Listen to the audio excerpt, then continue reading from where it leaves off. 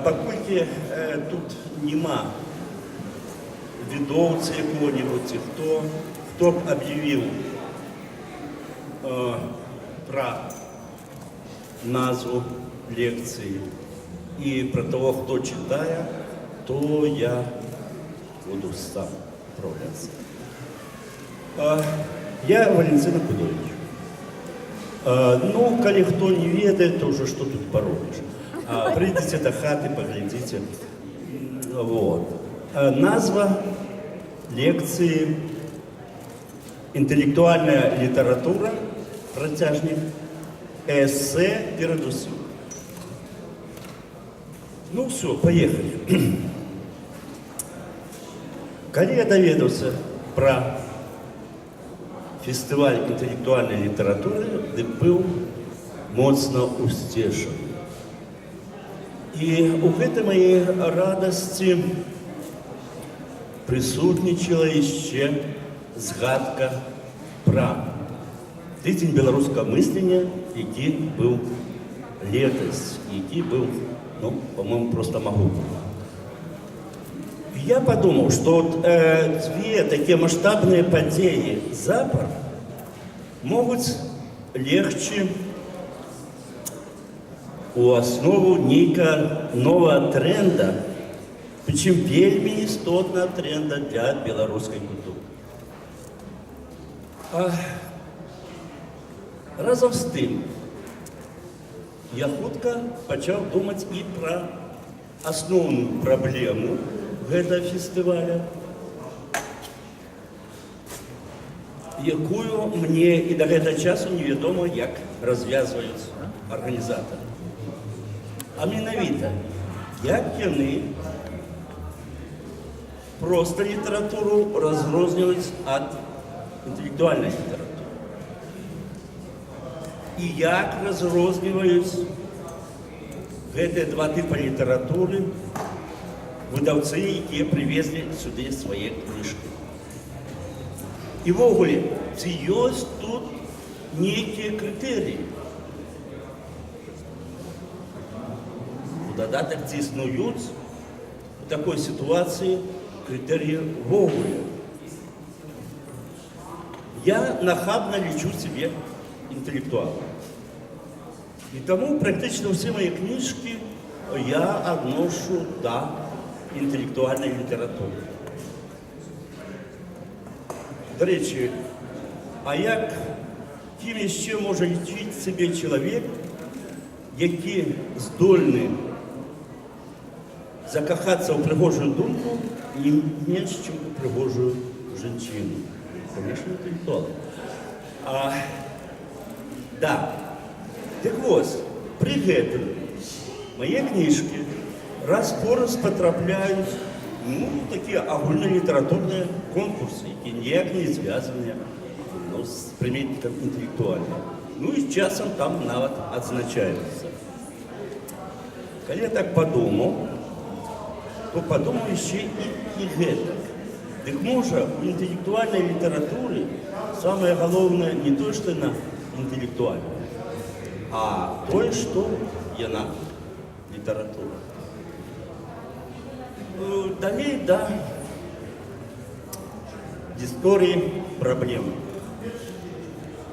Европейское человечество за тысячегодие настварало вельмі шмат, цэлы шэраг великих философских систем. Я уже не кажу про философование у базосистем. Набудовала сотни университетов. Придумала чисто интеллектуальный жанр эссе. И разом с тем слово интеллектуалы не иснавало все эти тысячелетия. Интеллектуализма их з'яви не было. Ну вот так было. Что тут поробишь? Интеллектуалы и интеллектуализм з'явились достаточно поздно, у 20 столетии.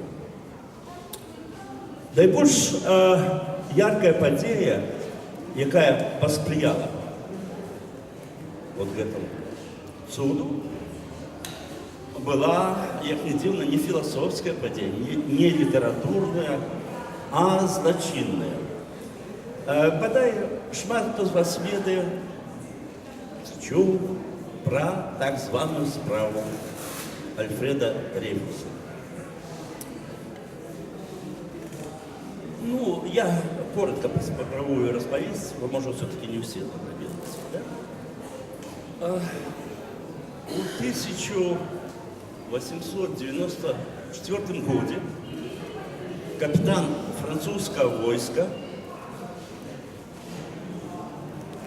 Альфред Дрейфус был арестован за шпионаж на користь Германии.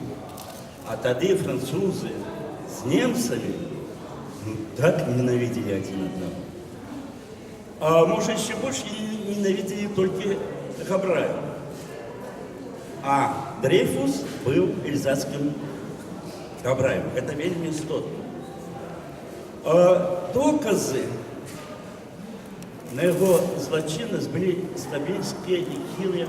Але тады у Европе просто кветом расцвел антисионизм. До речі, не только в Европе. Згадаем, что в этот час прикладно пожаром велизным по всей России прокатились габрайские погромы. И тому этот момент якраз и моцно повпливал на вырок суда. Поколькі все это было видовочно, что шито белыми нитками, ну, вельмі шмат хто выступил в оборону Дрейфуса. Славуты, тады уже славуты Эмиль Золя написал президенту Французской Республики обурный лист. Трохи позднее 100 лепших письменников Франции склали лист протеста, да, а там сярод 100 лепших был добрый десяток уже сусветно вядомых славутых авторов, пералічных не буду. И, да, может, это уже и не істотно. Істотно тое, что гэты лист был названы «Манифест интеллектуала». А поколькі суд Дрейфуса вызвали только праз 10 год, а ўвогуле падзея яшчэ доўжылася і доўжылася і да гэта, то праз СМИ, а тогда европейские СМИ были могутные, там уже не только европейские, безліч разов прогучала назва вот это «Манифест интеллектуала». И за этот час интеллектуалы, як дефиниция, интеллектуалистская з'ява замацаваўся у свядомасці европейского человека. Ну вот, с того часу и, ну вот уже настал, интеллектуалы объявились у Европе и потом во всем свете. Да кто такие интеллектуалы? Кажучи мовой энциклопедии, интеллектуал – это моцна адукаваны чалавек, які схільны да разумовай працы. Правда, яшчэ дадаюць з часам, што інтэлектуал яшчэ і свае назапашаныя веды выкарыстоўвае ў публічным дыскурсе, падтрымліваючы тыя ці іншыя ідэі, робячы нейкія прагнозы і так далее. Вот это Мацкевич любіць, вот это дадатак да інтэлектуала. Хаця калі я его пытаюся, а калі он гэта не робіць, калі он моцна адукаваны, калі, значит, разумовы, але, ну, анахаретом жыве, так что уже не интеллектуал, а вот тут проблема.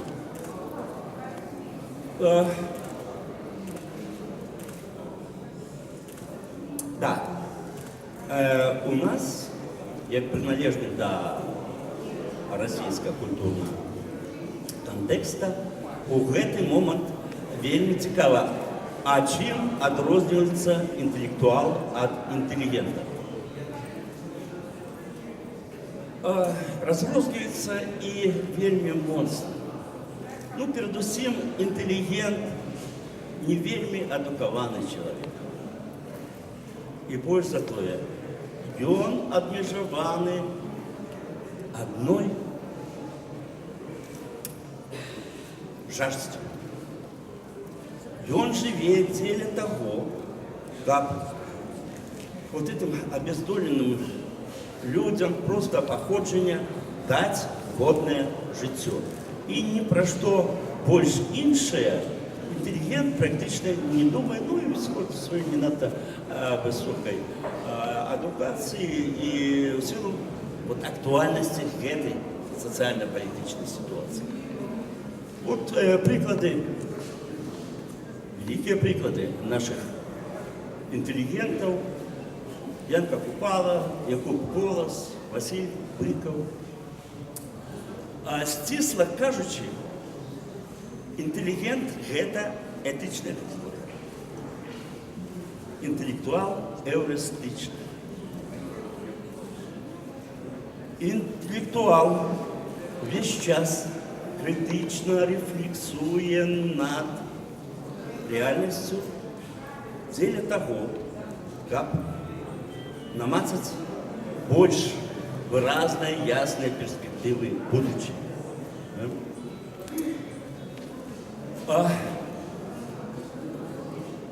Так была спроба у русской культуры, ну и русская, яка розпочиналася, створить свою супольность интеллектуальную. Але тут здарилася революция. Владу узяли в руки большевики. И все, кто был схильный до критичного рефлексования, а это натурально, да? Это абсолютно натурально. Часто нам кажуть критичный интеллектуал, да? Им не подобались. Причем хутка стали подобаться не так моцна, что яны усіх лепших интеллектуалов российских посадили на пароход и выправили у Европу. А выправившись, зразумели, что все-таки их хоть мало в России, а еще так шмат, что никаких пароходов не ходит. И тогда яны, вельми просто от них вызволялись, как вы ведаете, по ночах, в застенках, в разных куропатах, расстреливали.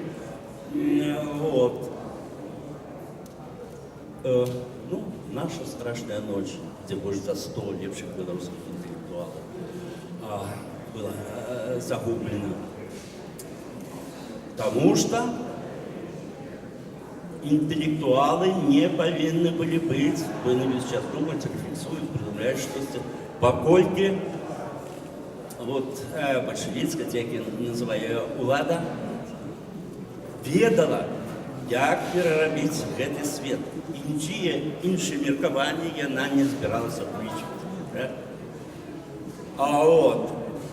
Тим больше, коли критичні інтелектуали критикують, рефлексують над сучасністю дзеля того, как просветлить трохи будущее. Дык тут ввогуле было незразумело для большевиков. Смешно, уже школьники початковых классов ведают, что их наперед чекает коммунизм. И только коммунизм. И ничего больше не чекает. Да какие тут еще могут быть рефлексии, ввогуле на что эти рефлексии, это рефлексуют. Тому не только у всех, скажем так, физично возничтожали, тих, хто не змог, Путінка. Але у Совєтському Союзі, як не було секса, так і не було інтелектуалів як слова. Інтелектуалізм так само. І ця ситуація доўжылася вельмі доўга. З гэтага у Беларусі было дазволена спяваць песні, танчыць, робити кіно, ставити спектаклі, скульптуру виставляти. Але не було дозволено мислити. Мається на увазі, конечно, самостійно мислити, але не самостійного мислення не буває.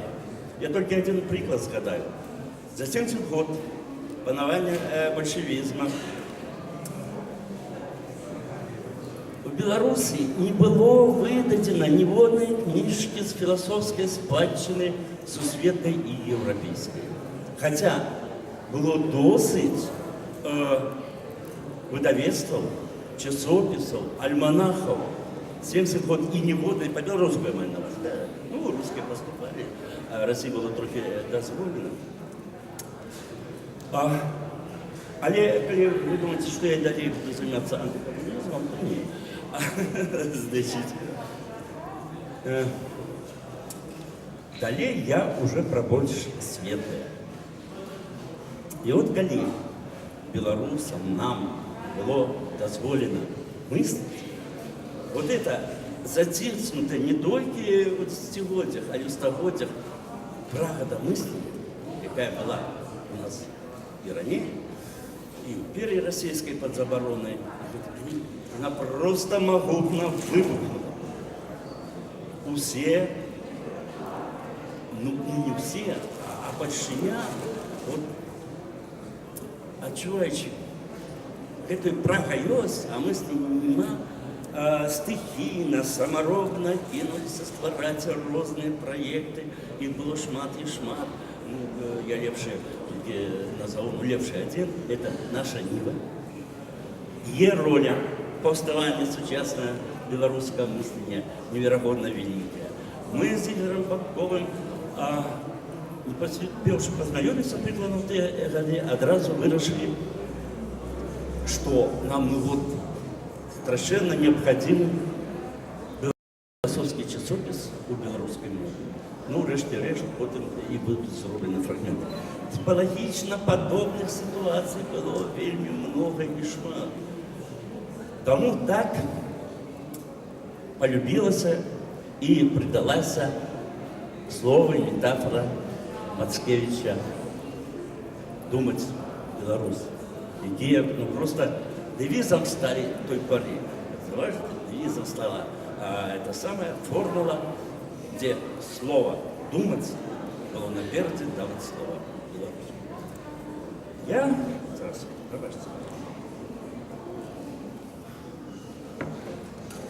Я диабетчик, тому не смажет горку. Чтобы вы видите, как где-нибудь неправильная думка возникает. Я у 90-е годы разважал, что нам треба створить класс интеллектуалов. Интеллектуалы как класс, это звучало круто, але столько треба было переробить все те тысячелетия, передумать инакше, о новом. За і залізти в ментальність білорусів, як зрозуміти, і в еволюцію, якою вона, і що вона є тепер. Короче, потрібно було стільки енергії, стільки розумних головок, стільки інтелекту, що без класу інтелектуалів, соціального класу, було не обойтись. Як не дивно, досить хутко інтелектуали, ну, розплодилися со страшенною силою. Видите, магчимо, вот інтелектуалізм, як рушення, пригоже, ярке, отважне, так захопив усіх, що сьогодні хто тільки не хоче називатися інтелектуалом. Ну, можем побачити на свої очі. Вот. Не треба далеко ходити. Да, хочеться. Престижно. Пригоже. Бути інтелектуалом. Што праўда, інтэлектуалы як клас не стварыліся. Але карыстаючыся той жа марксісцкай самай метадалогіяй, інтэлектуалы, як праслойка, у нас беспрэчна сфармаваліся, і гэта досыць моцная праслойка. А цяпер да назвы моего выступа. Інтэлектуальная літаратура, эсэ перадусім. Трошкі гісторыі.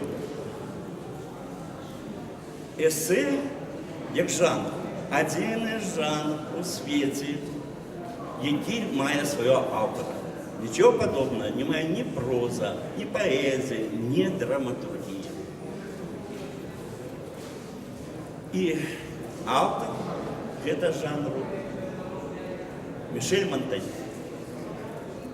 Гэта ён у 1588 годзе выдаў книгу под назвой «Эссеи». Настолько здивило европейское человечество, все так захопились новым жанром, новыми магчимостями, які гэты жанр открывал, что неўзабаве у Британии, в Лондоне была выдадзеная книжка «Эссе». Выдаў яе слынны на тую пару і ўвогуле слынны у гісторыі філасофіі Фрэнсіс Бэкон. Тая ж самая назва, но по-английски это было «эссе». Вот у нас повстала великая проблема. Почали свариться. Ці нам писать эссей, ці писать эссе. Знаете, вот 5-7 мы потрошку сварились, одни писали эссей, а другие эссе. Ну, англійська мова перемогла. Англійська мова завжди перемагає. І тому зараз канонізовано эссе. Так чому я вилучив эссе з усіх жанрів літератури у розмові про інтелектуалізм? Для того, что этот жанр, вот непосредственно, это самый интеллектуальный жанр. Это по означению интеллектуальный жанр. Нават когда человек не ведает, Малеровский, это самый герой, 40 год доведался, что он прозой размовляет. Так я думаю, что и по сегодня шмат кто не ведает, что свои текстики, и часто вельми хорошие тексты, что это эссе. Конечно, это может быть так не важно, но все-таки. Вот сидит Александр Лукашук. С моего глядища до кожной книжки своей великой библиотеки свободы пишет предмову. Это абсолютно чистое эссе. И блескучее тогда. Переважная большинство. Тому я далеко не все книжки прочитал, а не все предмовы Лукашука читаю с задоволением. Ну, это не значит, что Лукашук не ведая про жанры эссе. Так что это его, може, и не тычется, а може, не ведает. Потом попытаюсь. Так у чим фокус? Мішель Монтень запропонував абсолютно іншую модель не просто пісні, а бачення свету. Вот Людовік XIV калісьці сказаў: Францыя – гэта я. Калі паўстаў жанр эссе, кожны, ну не паспаліты, но прынамсі дакладны чалавек мог сказаць: я – гэта сусвет. Таму што новы жанр дазволіў яму яго я распавесці самому пра сябе. Профессор Дмитриевич велосипед, як казаў, я сам расскажу о времени о себе. Так вот, эссе дало гэтую магчымасць распавесці пра сябе. Правда, трэба было не толькі хацець распавесці, Але яшчэ вот гэта я выкласці. Але каб атрымалася паўнавартае эсэ, вот гэта я павінна было яшчэ мысліць. Я не згадаў эту гениальную максимум Рене Декарта, якая паўстала з'яўлення эсэ. Когіта эхо сум. Я мыслю, значит, я існую. Так вот, эсэ яшчэ трэба было и мыслить. Уже 21 год в Белорусском коллегиуме на отделении философии и литературы мы научаемся писать эссе. Але не абы якое эссе, а эссе, за якое даюць Нобеля, як у выпадку з Иосифом Бродским. Правда, так пакуль ніхто з наших эсеістаў не атрымаў. Так вот, папярэднія гаворкі пра эссе, я им тлумачу некалькі загалоўных моментаў у жанре эссе. Па-першае, вы павінны знайсці, адшукаць, калі няма, вельмі моцную вереду з любой нагоды. Вашу вереду, а не толькі вашу. Ну, калі хто рускамоўны, недакладна, вереда, якое цудоўнае слово, а по-руску трывога. Значит, свою вереду. Да? Але мало знайсці свое «я» у вереде. «Я» ваше повинно мыслить. То есть вот это декартовское початок гениальный максимум. «Я мыслю» загалоўнае ў эсэ пасля вереды. Бо нема эсэ, як эсэ, якое не мысліць. Ваше «я» ясно. Тады гэта атрымліваецца нарыс, лиричная миниатюрка, а может не миниатюрка, ну самые разные жанры, но не эссе. Еще раз скажу, это априори по значению интеллектуальный жанр. И там мысление в разных форматах, там думание, эмоции, что повинно быть.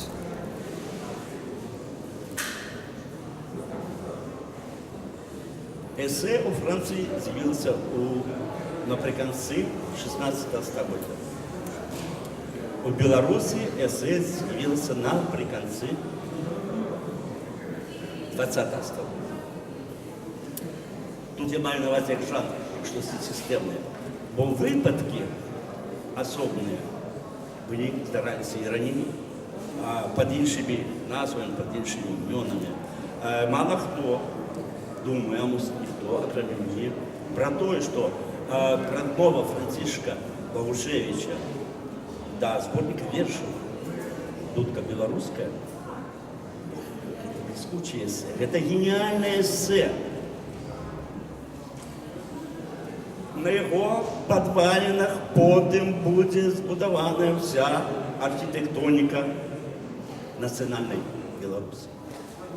Еще одно из великих эссе белорусских, а еще несистемно часу, конечно, отвечным шляхом Игната Тимофеевича. И оно и досюль упригоживает наши мысли, наше сучасное мысление. И оно и посюль застається, махчима, наша сучасна мислення, дуже моцна, цікава, разностайна, ну, одним з самих, да? Але, от, все-таки, по-сапраўднаму эссе выбухнуло у 90-е годы. И вот один из героев, говорите, Сергей Дубовец, а Калилацкая, подойдите сюда трошки, я ничего, Сергей Дубовец, а подойдите, я зараз вас буду называть. Ну ладно, можете это самое. Это фантастика. Напереди всей литературы, новой литературы было эссе. Настолько опынулся класс эссеистов. Конечно, я этот периодик повинен почать с Владимира. Не тому, что он сидит мне найближэй і дапамагаў усіх разганяць, как у нас гаворка это атрымалася. Его книги, эссе, конечно, казка. І яшчэ вельмі істотна сказаць пра вартасць эссе як жанра. Эссе Владимира Орлова «Незалежнасць гэта» перакладалася больше, чем на 20 мов, да? Уявляете? Вы хотите не заважать этот жанр, да? А он дает такие махчимости. А для этого треба написать такое эссе, якое написал Владимир. Тогда и вас перекладут, нас перекладут на множество мов. Затем Сергей Дубовец, блескучий эссеист, как все это будут блескучие. Адам Глобус, Игорь Бабков, Юрас Борисевич, Сергей Халевский, Сергей Квятковский. О, Армиш тут сидит, тоже необычный эссеист. Ну, язык намолю, по покольку усіх перелічу. Тут ніяка переліка не ходиться, правда.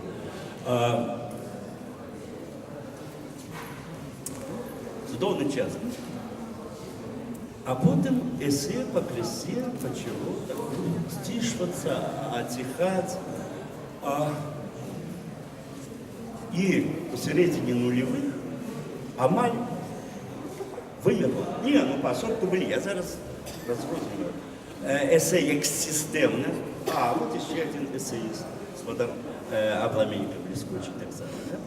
Тобто практично кожний, ну я правда трошки сказав, вот, практично кожний з тих, ладненько, перестану, бо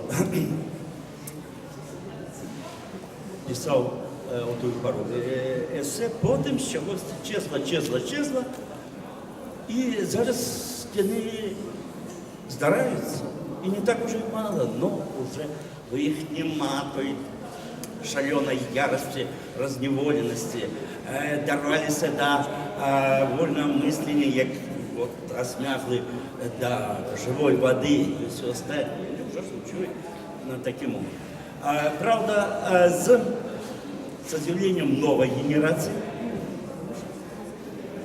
эссеїстика як жанр почала оживати.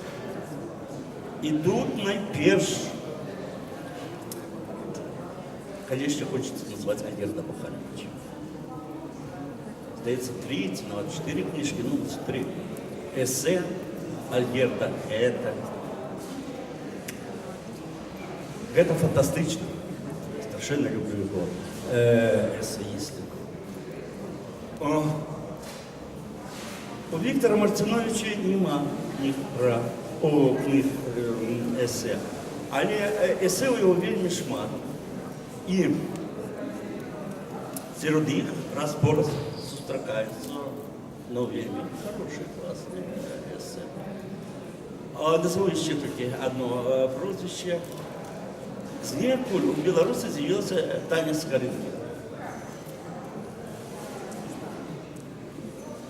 У її абсолютно інший тип есе. Вона все ще полухається слово есе і отмахається руками, як одненького древнього. Вот, але це есе класне, кожне есе це суд просто. А зараз знову зникла. Свобода перестала друкувати її і дівка стала мусить, не, може пишемо. Ну, ладненько. Ведаете, что еще я хотел сказать про эссе? Уже туди перейти ближей, да. Подсмывание. Вот сейчас у меня обрезали. Смотри, сколько еще часу есть? Только хочешь, да? А чего?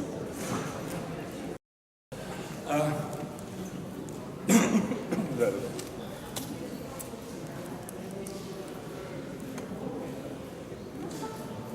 Эссе – фантастичный жанр.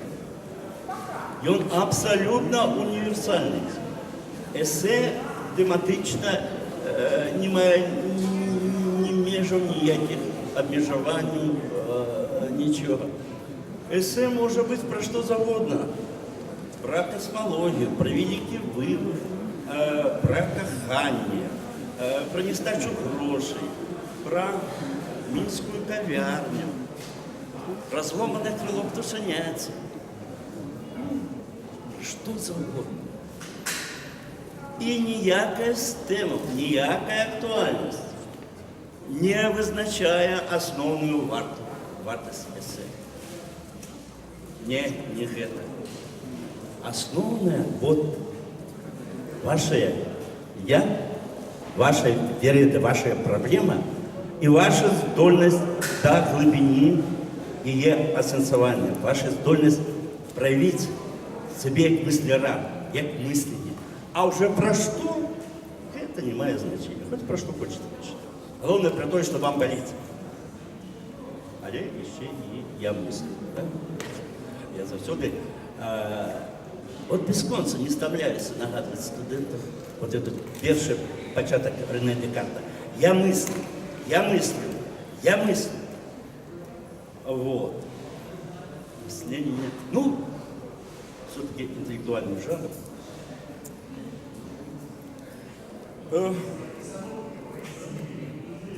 Ну, коли у нас, я больше могу перелечить наших эссеистов, то европейская эссеистика за несколько столетий, но такая могутная, что не сгадать, ни слова там, ніяк не описать. Видите, один, ну вот непредметный факт про значение для... вот что я пропустил, зараз ще вернуся. Але про этот факт. Вот, бодай во всех країнах Європи є так звані ПЕН-центри. Так вот, коли розкласти аббревиатуру ПЕН, ну, розкласти на повністю, то ми отримаємо поезію, есе, новелістику. Тобто, серед трьох базових жанрів, серед всіх жанрів, на яких тримається весь дискурс європейської літератури, вона визначає наперед усіх вот эти три.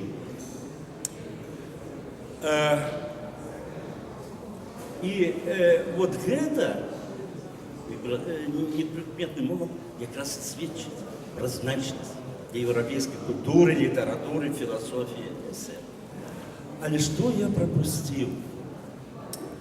Знаете, эссе, заявившееся в Франции, наибольше расповсюдившееся, сформовало, вот як каштовність великую, славутий європейський індивідуалізм.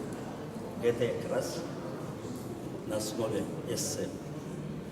А эссе вельми допомогло, ну, жанр, натурально, допомогло, как вибухнула Великая Французская революция, реха якої потім, як радіоактивним попелом, засипала всю земну волю демократії. Ну ладно, это так. Засумал. Это самое. Я не так древно останусь от демократии, как с радиоактивным попелом. А я порвануть. Хотя я не выключаю, что в некой отдаленной будущее там будут и такие эпитеты. То есть не просто литературно, а социально-политично.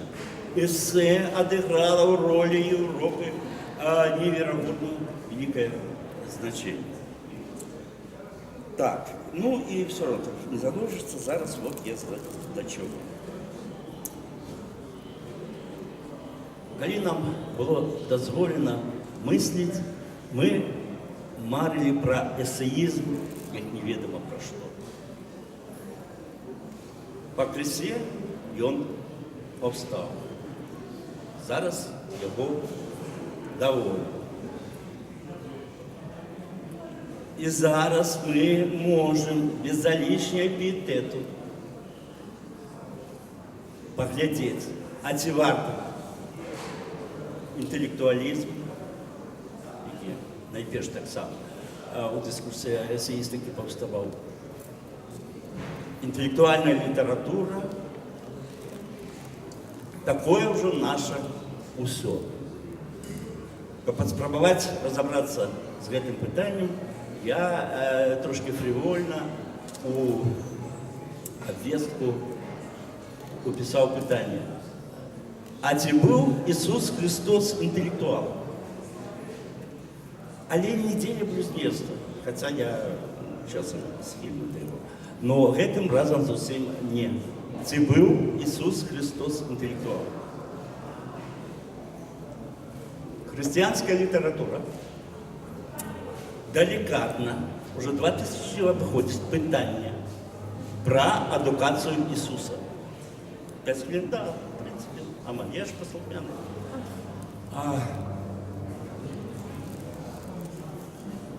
Мы не ведаем, ці Иисус ходил хоть у якую початковую школу. Мы не ведаем. А ці умел он вовремя писать. И нигде не написано, что он хоть что-нибудь читал. А вы мне, кто завгодно, запытаете, а Библия?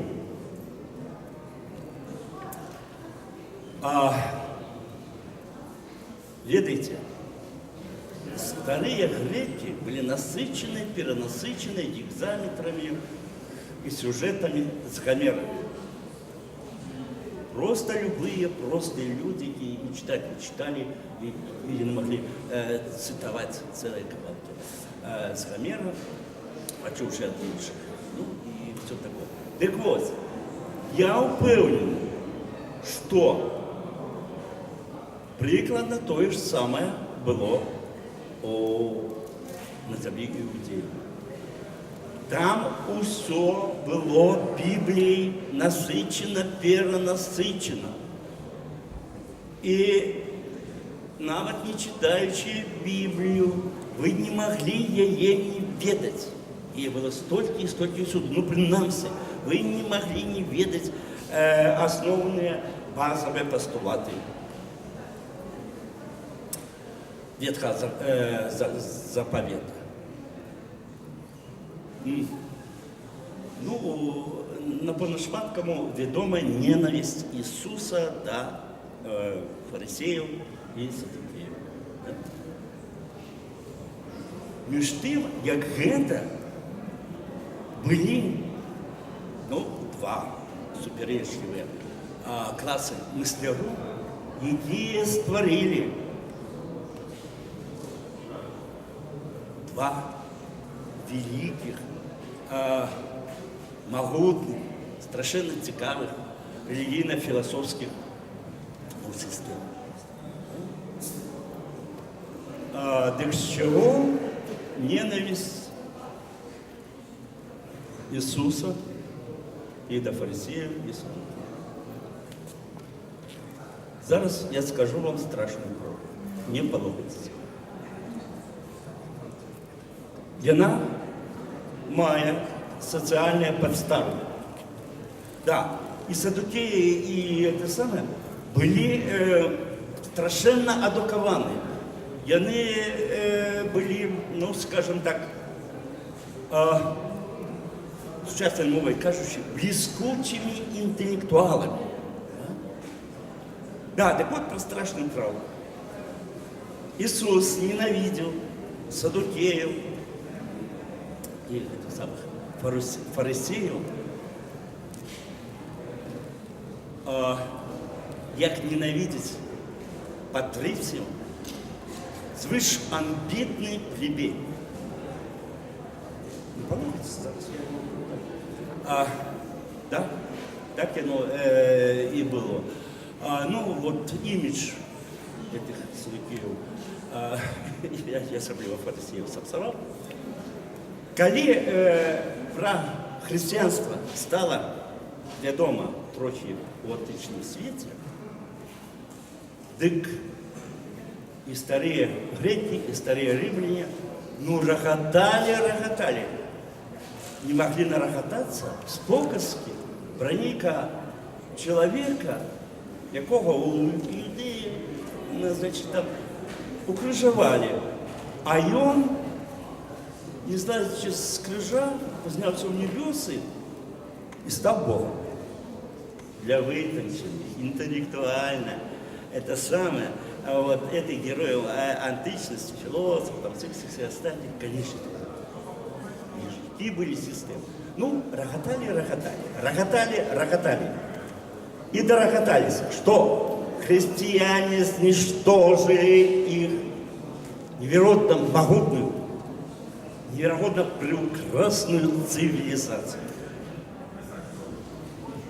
Якое резюме з гэтага сюжэта? Ведаеце, вельмі добра, што ў нас настала атабарыцца інтэлектуалізм. Вельмі выдатна, што ў нас ужо з'явіўся рынок інтэлектуальнай кнігі. Але разам з тым, вот зараз мы уже, якраз маючи інтэлектуалізм, а вось у сваіх лепшых праявах, можем паглядзець на яго